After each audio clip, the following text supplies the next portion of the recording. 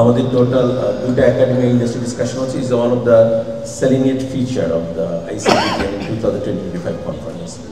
দুটো academic industry ডিসকাশনে আমাদের একাডেমিক্স থেকে অ্যারাউন্ড 20 এবং কর্পোরেট থেকে 20% থাকবে। ওই লিস্টটা নিয়ে আমরা আপনাদেরকে পরে একটু ব্রিফ করবো।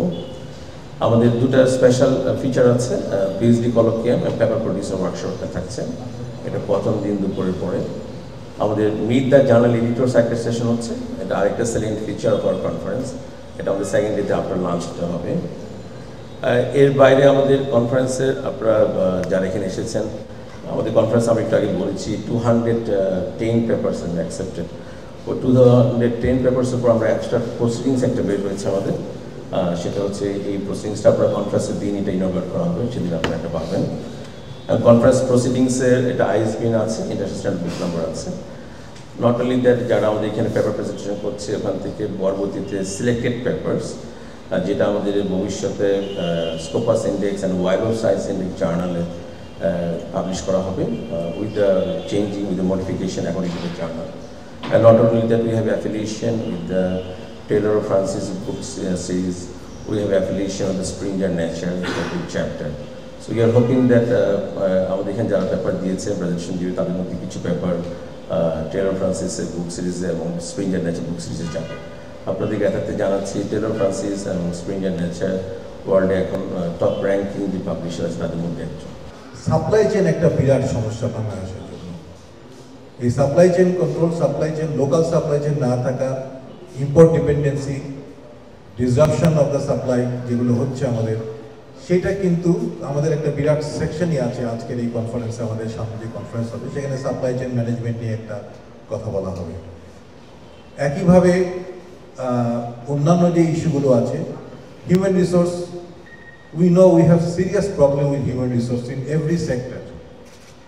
বাংলাদেশে এমন কোনো জায়গা নেই যেখানে মানব সম্পদ সমৃদ্ধ কোনো জায়গা নেই, সব জায়গায় আমাদের ঘাটতি আছে।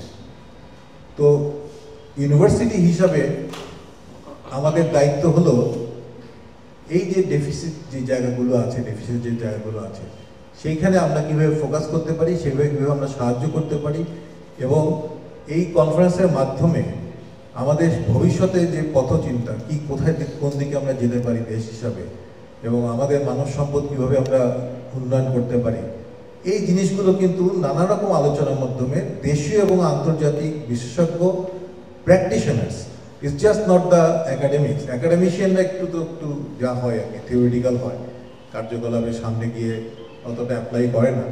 কিন্তু this business area is one area যেখানে কিন্তু সবচেয়ে বেশি ইন্টারাকশন ইন্ডাস্ট্রি একাডেমির হয়।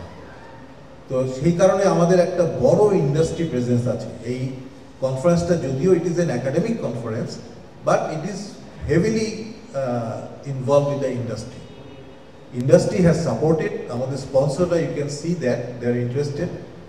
এত বড় একটা কনফারেন্সে পুরো স্পন্সরশিপটা আমাদের ইন্ডাস্ট্রি থেকে এসছে। তো তার কারণটা হলো ইন্ডাস্ট্রিও একটা এক্সপেকটেশন আছে ইউনিভার্সিটিগুলো থেকে, এবং IUB is trying it's best to fulfil that expectation. বাংলাদেশের একটা ম্যানুফ্যাকচারিং এর সুইট স্পট তৈরি হয়েছে, এবং আগামী 15 থেকে 20 বছরে বাংলাদেশের যেটা সবচেয়ে বেশি need to create quality employment for the graduates from prime universities like this, that is going to also need quality jobs. এবং সেটার জন্য we will need to create sustainable manufacturing in Bangladesh, whether it is for the leather industry or the pharmaceutical industry, the textile industry or the service sector. Sustainability can be a key differentiator for Bangladesh manufacturing. China can compete on scale. I think maybe Vietnam can compete on speed, but we can compete on sustainability. So এই ধরনের কনফারেন্সের যেসব topics নিয়ে আলাপ হচ্ছে, আমি আশা করব যে আমাদের ইন্ডাস্ট্রি অনেক বেনিফিট পাবে, আমাদের সোসাইটি অনেক বেনিফিট পাবে, আর সবচেয়ে important, we will be able to create quality jobs for the next generation of Bangladesh leadership.